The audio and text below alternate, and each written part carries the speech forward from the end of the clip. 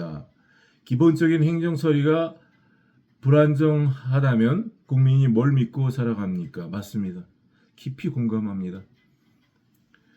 정치인들은 어떤 100년 전 있었던 그런 일들을 꺼내서 자꾸 이제 그것으로 상대방 경쟁자들에게 프레임을 씌워서 그렇게 또 현실에 자신들이 해야 된 중요한 일들을 자꾸 이렇게 속이죠. 지금 저희가 이렇게 경찰관들의 부패 문제, 이런 문제, 부채도사가 돼갖고 시민들을 약탈의 대상으로 삼는 거. 만약에 제가 지위가 있고 국회의원 배지라도 달고 있고 변호사를 고용할 넉넉한 돈이 있는 시민이라고 그들이 판단됐다면 절대로 건드리지 않았을 겁니다. 근데 그분들이 좀 오해를 한 것 같아요. 저는 쉽게 싸우는 사람이 아닙니다. 그리고 지금도 별로 싸운다는 느낌이 들지 않아요. 내가 그분들 그렇게 심하게 비난하고 그러지 않잖아요. 단 한 가지입니다. 시민 여러분들께서 이런 일을 당하시면 안 되는 거죠.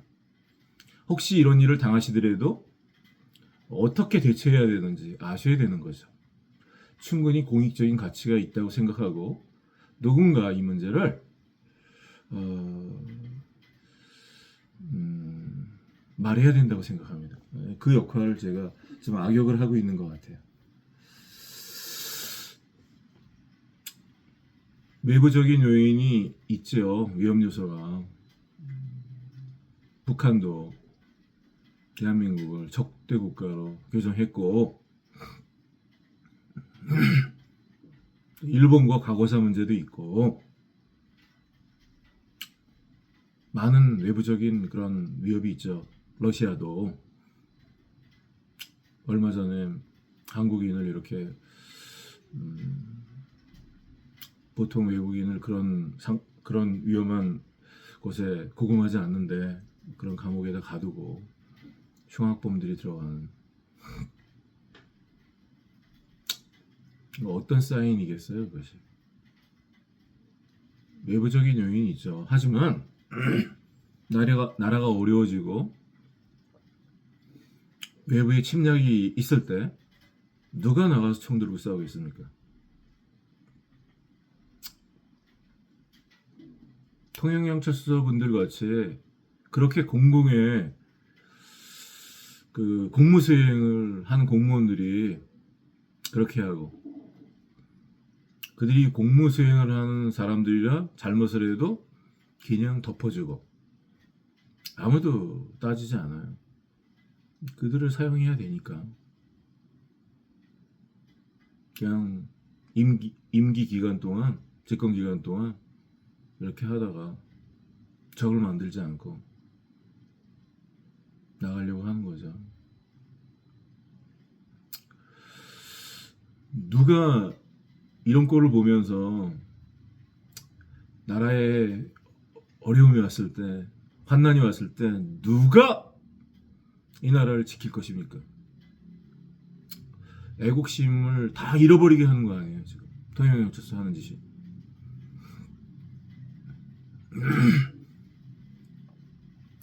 제가 며칠 전에 이렇게 신문을 보고 깜짝 놀랐습니다.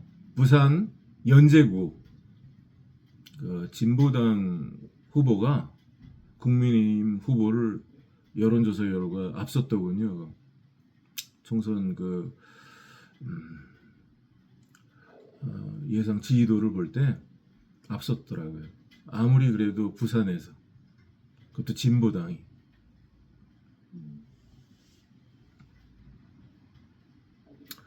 시민들이요 잘 몰라요. 그 정당의 색깔을, 깊은 내막을 모르죠. 하지만 이 부산이 그래도 보수권 그 표밭인데 그래도 이렇게 한멸을 느끼는 겁니다, 시민들이. 저도 좀 안 되는 느낌이 있어요. 이런 동영상이 정부 여당에 좋지 않을 것 같아요. 아무래도 영향을 주죠. 이거 정부 여당에서 이번에 총선에서 많이 지면요, 이 통영경찰서 사람들, 경남경찰청 사람들, 이 관계되는 사람들 처벌해야 됩니다. 아주. 나는 개인적으로 그들이 처벌받기를 그렇게 원하지는 않았어요. 그런데 지금 총선에 이 일이 크든지 작든지 영향을 끼치고 있다고 생각합니다. 영향 어떻게 안 끼칠 수 있겠어요? 이거 누가 정리해야 됩니까? 이거? 저희가 형사소송을 해서? 아니면 국민신문고에 올려서? 국민신문고에 올리니까요, 그 증거 자료까지 녹음 다 그 죄를 졌던 사람들 손으로 다 들어가더라고요. 조사 안 해줘요. 그리고 아까 제가 보여드린 이런 고소장에 보면요, 이런 저를 갖다가 무고죄로 걸었던 이런 고소장에 보면요, 여기 보면 뭐 제가 경남경찰청이나 뭐 통영경찰서나 국민신문고에다가 제출한 그런 범죄 신고서가 아니라 청와대 대통령실, 고위공직자 범죄수사처 이렇게 해서 대검찰청에서 입건시켜 주신 이런 사건들. 23년 4월 7일 날 용산에 직접 가서요, 그 증거 자료랑 잘 써서 제출했었어요. 공무원 범죄 신고서를. 그리고 23년 4월 27일 날 고위공직자 수사처에 고소장을 제출해서 입건을 대검찰청에서 해서, 그래서 창원 검찰청을 통해서 통영지청으로 내려와서 그 다음부터 어디 갔는지 모르겠어요. 나중에 알고 보니까 경남경찰청으로 갔더군요. 내가 경남경찰청장을 고소했는데 거기로 갔더군요. 굉장히 놀랐어요. 그랬더니 또 거기서도 거제경찰서로 보내더라고요. 거제경찰서. 조사 한 번 안 해줬습니다. 뭐 조사를 해야지 무고죄가 있는지 제가 고의로 누구를 거짓말로 신고를 했는지 알 거 아니에요? 조사 자체를 안 했어요. 이게 입건이 됐으면 고소인 보충 조사를 해야지요. 네? 고소장에 따라서, 거기 증거 녹음이나 이런 거에 따라서. 근데 범죄를 저지른 사람들 손에 들어갔는데 거제경찰서에서 통영경찰서와 함께 이런 고소를 거제경찰서에서 처리를 했죠. 제가 따라간다고 그랬는데도 통지도 제대로 하지 않고 어느 날 불쑥 찾아와가지고 가짜로 사료되는 체포영장을 이렇게 보여주면서 또 자세히 보자니까 또 감춰요. 그래서 원본 제시를 요구했더니 원본 제시 끝까지는 안 하더라고요. 원본을 아까 보여줬다 그러더라고요. 다시 보자니까 안 보여줘요. 내가 볼 줄 아니까. 그래서 그날 저녁에 이렇게 복사본 입감장에서 복사본을 받았는데 그거 제가 엊그제 이렇게 제시한 겁니다. 글씨가 틀려요. 10월 달에 가서 통영지청에서 등초본을 떼어봤습니다. 원본을 보여줘서 보면서 사진을 찍었어요. 거기에 나오는 글씨체랑 7월 달에 저를 체포했을 때 발급해줬던 그 체포영장이랑 글씨체가 틀려요. 원본을 등사한 것이 사본이죠. 그 사본도 아니고 가짜입니다. 경찰서가 그런 짓을 하고 있어요. 저는 가짜라고 생각해요. 어떻게 틀릴 수 있어요? 글씨체가. 그렇게 해서 이렇게 고소를 해서 그런 가짜 체포영장으로 사람을 체포해서 감옥에 가두고 협박을 하는 거죠. 다시 그렇게 하지 말라고. 이렇게 고소하지 말라고. 그래서 또 통영지청으로 그 사건을 보내서 송치해서 통영지청에서 조사도 한번 안 해주고 구공판에 회부하는 거죠. 재판에. 그러면 구공판 그런 사람들이 무서워하죠. 구공판은 99% 구속된다는 말이죠. 이거 입증해서 구속시키세요. 내가 말합니다. 뭐가 명예훼손이에요? 도둑질한 사람한테 도둑날이 도둑 선생님 뭐 그렇게 말해야 됩니까? 도둑 잡아 그러는 거지. 도둑 잡아 그 모욕죄로 명예훼손으로 할 수 있어요? 또 그게 이 통영경찰서가 국가수사기관 공공기관 아니에요. 공공기관이 어떻게 명예훼손이 개인 법익인데 개인의 기본권을 보호해야 될 그런 국가수사기관 공공기관에서 어떻게 개인을 상대로 명예훼손을 걸 수 있어요? 그 대법원 판례 하나 읽어드릴게요. 이게 명예훼손 등 파기환송된 사건인데요.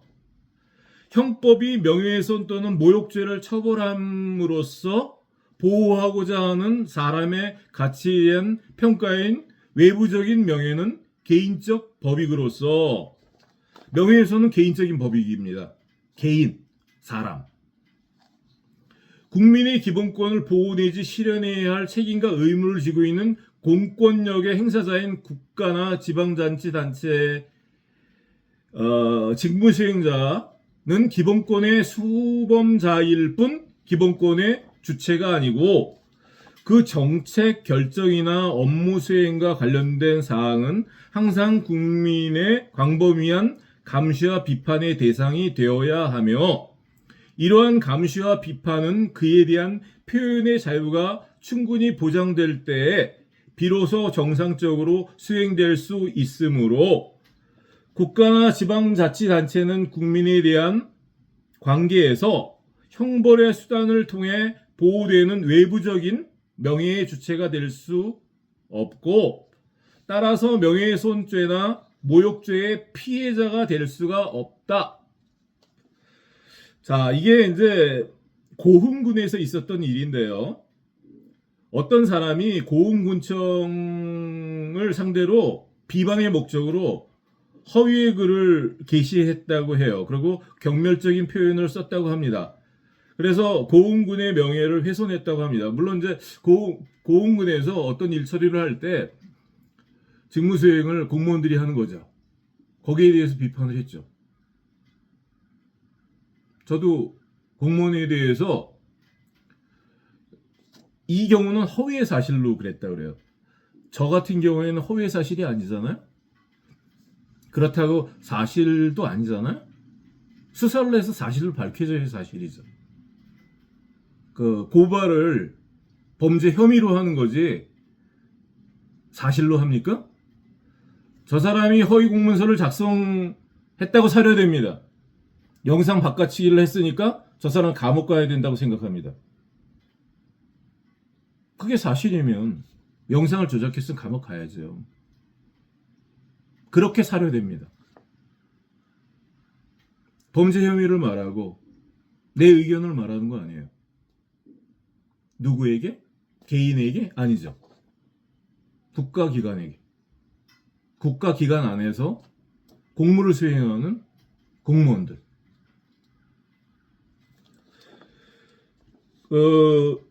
이분은 고흥군청을 향해서 비방의 목적으로 허위 사실을 통해서 고흥군의 명예를 훼손했다고 합니다.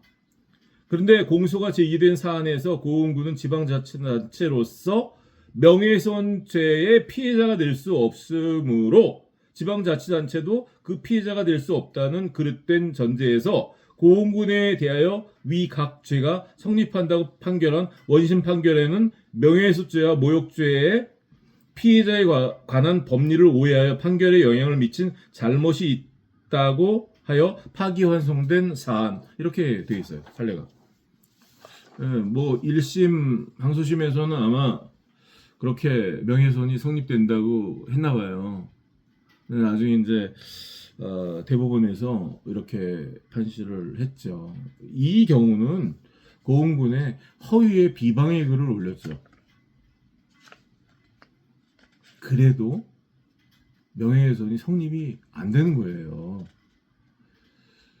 그 통영경찰서가 실제로 운전자 바꿔치기 같은 것도 덮었고, 여기 보면 운전자 바꿔치기 그런 얘기가 나와요. 운전자 바꿔치기, 블랙박스 조작, 내가 허위로 제가 주장했다, 허위 사실로 이렇게 여러 군데 진정서, 고발장, 신고서를 제출해서 괴롭혔다, 뭐 이런 말들이 나와요. 다 허위 사실이라고. 근데 허위 사실이면 어떻게 제가 이런 녹음도 허위로 만들었겠네요?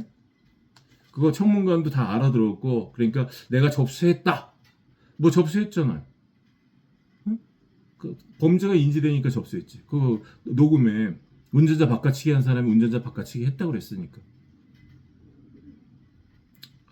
그렇게 시인했으니까 그거를 청문관이 듣고, 그런 통신 자료 같은 거를 다 조사관도 팀장도 다 받고, 교통 과장도 다 듣고 받고, 어떻게 이런 걸 덮어요?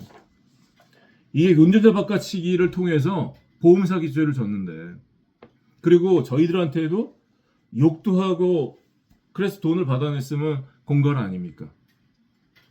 그러면 다른 거 다 안 쳐도 운전자 바꿔치기와 따라가는 죄가 있어요. 범인도피죄가 있죠. 둘이서 바꿨으니까 한 사람은 범인도피 교사를 냈고 한 사람은 범인도피죄를 졌죠. 그러니까 그게 따라가는 죄죠. 그러고 또 보험금을 저에게도 돈을 받고 또 중복 신청했으니까 보험사기죄가 있죠. 이 세 가지 변할 수 없는 그 범죄 구성 요건에 딱 들어가는 죄인데, 다른 것도 많아요. 그런데 그게 허위사실이라고 그러니까, 이 뻔뻔스럽게 입이 20개가 있어도 말할 수 없는 사람들이 어떻게 경상도가 홈그라운드라 해서 외지인을 이렇게 만듭니까? 응? 그렇습니다.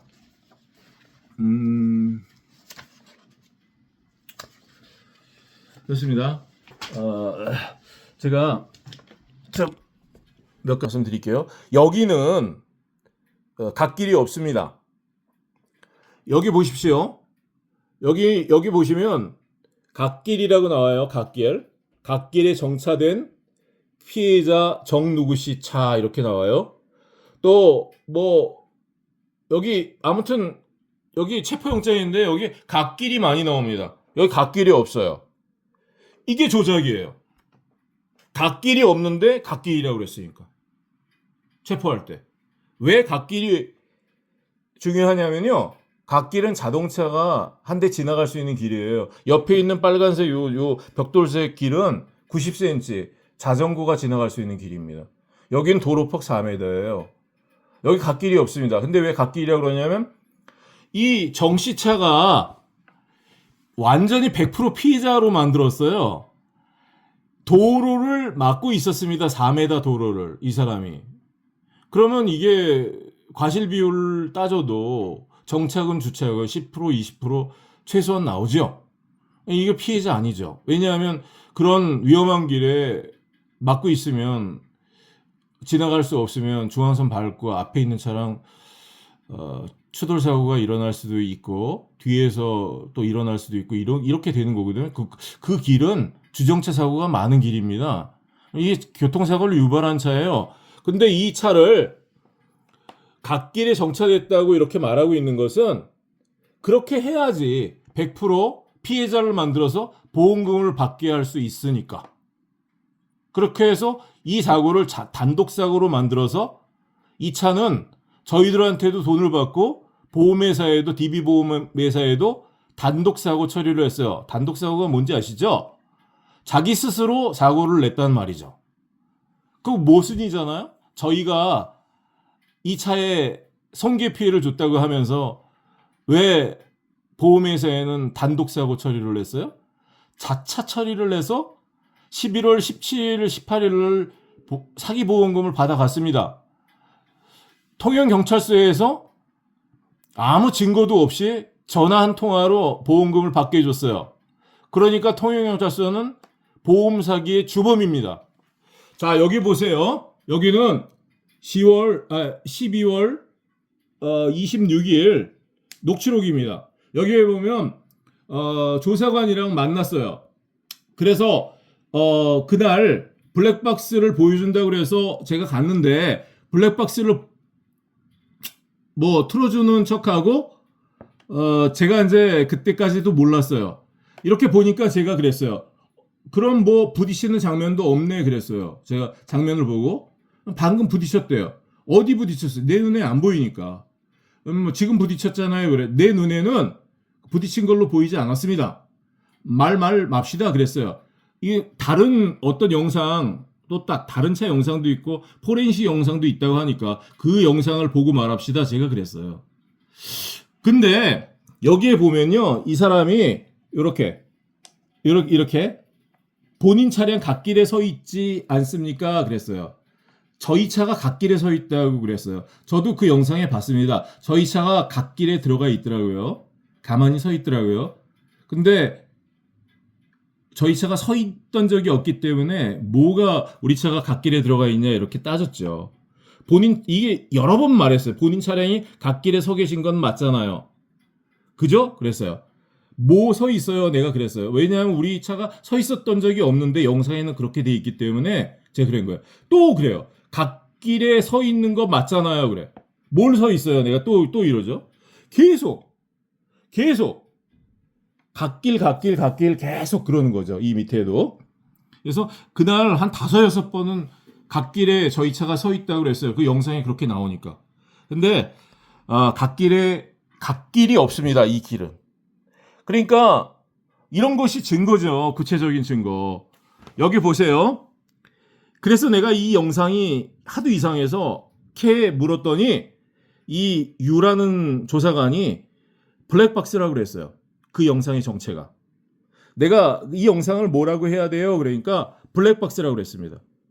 그래서 블랙박스? 그렇게 내가 의문을 제기했어요. 그래서 또 이 사람이 블랙박스라고 그랬어요. 블랙박스. 근데 그게 블랙박스가 아니잖아요. 내가 의심이 가니까. 왜? 사실이 아니니까. 그 영상이 나오는 갓길도 영상이 아니고 저희 차가 서 있었던 것도 아니고. 그래서 나중에 따지다가 보니까 이제 이렇게 실토를 했습니다. 휴대폰으로 찍은 거잖아요. 그러니까 내가 아까 첫 번째 질문이 그거예요. 그것을 알았음에도 불구하고 왜 블랙박스 원본을 보자고 안 했어요? 왜 블랙박스 원본을 보여주지 않았냐? 그런 거죠. 그래서 원본 회수 했지 않습니까? 뭐 이렇게 하고 이렇게 말을 하면서 아무튼 휴대폰 영상이라는 걸 시인했죠. 근데 수사서류 어디에도 12월 26일 영상이 휴대폰 영상이라는 기록이 없어요. 그리고 이렇게 체포영장에 갓길이 남아있는 거죠. 그러니까 이 체포영장이 무슨 영상을 근거로 작성한 서류입니까? 휴대폰 조작 영상을 통해서 작성한 거죠. 그리고 여기 공소장이 있습니다. 공소장에도 보면 여기 갓길이 있어요. 갓길에 정차된 피해자라고 그랬어요. 무슨 피해자예요? 이분이 길을 막고 있어서 사고를 1차적으로 유발한 차량인데, 그리고 이분이 피해자라면 누구한테 피해를 입었어요? 뒤에 있는 아반떼 차가 저희 차 앞으로 앞지르기를 해서 들어와서 아반떼 차가 그 산타페 차 정시차를 후방을 이렇게 추돌을 했는데, 그러면 아반떼차에 피해를 입은 거면 아반떼차 보험회사로부터 보험금을 받아야 되잖아요. 근데 이 자선 처리했습니다. 왜냐하면 아반떼차 운전자는 미보험이에요. 이제까지는 계속 속이고 있는 거죠. 미보험입니다. 보험금을 지급할 수 없어요. 왜냐하면 아반떼차 차주랑 결혼관계가 아닙니다. 그날 그냥 운전을 했죠. 그 사람이.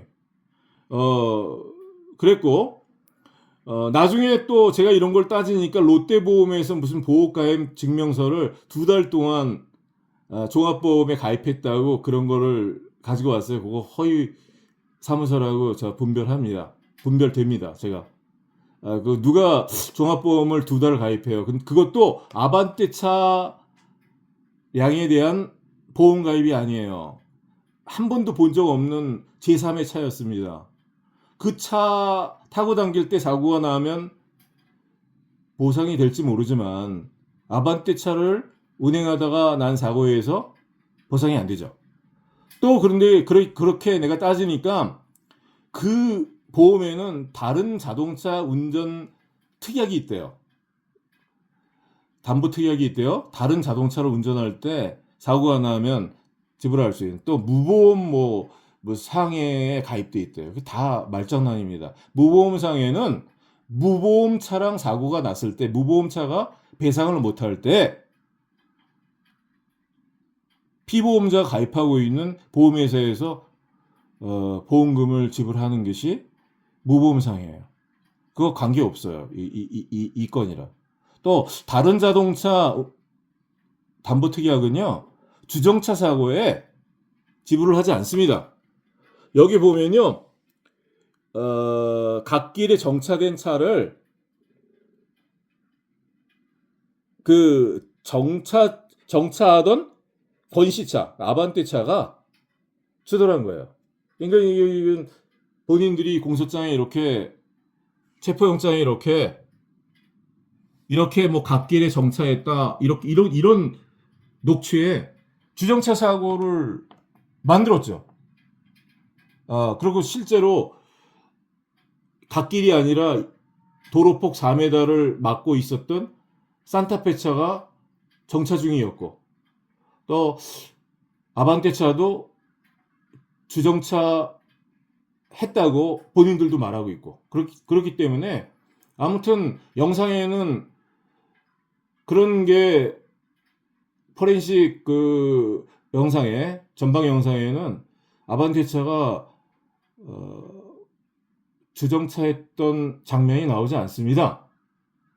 통영지청에 있어요 지금. 그렇지만 아무튼 본인들이 줄기차게 이렇게 주장을 했으니까 주정차 사고죠 이거 다. 이렇게 공소장 작성했으니까. 그러니까 그거는 다른 자동차 운전 담보 특약으로는 배상을 받을 수가 없어요. 그게 혹시 허위 문서가 아니더라도. 왜냐하면 특약으로 주정차 사고에는 면책 규정이 있기 때문에. 그래서 이건 미보험차입니다. 그렇기 때문에 아반떼차나 산타페차에 배상해 줄 수 없는 거예요, 보험으로.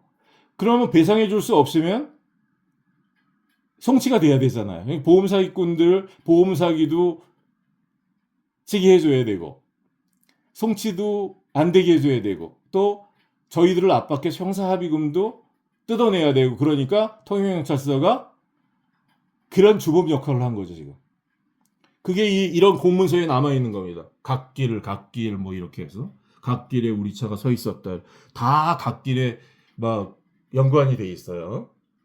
자, 그래서 이렇게 제가 구체적인 자료를 공개하라고 그러니까 제가 그날 녹취록과 공문서인 체포영장, 지금 공소장, 이런 현장 사진 이런 것들을 지금 공개합니다. 공개 안 한 게 많습니다. 차차 공개하겠습니다. 감사합니다.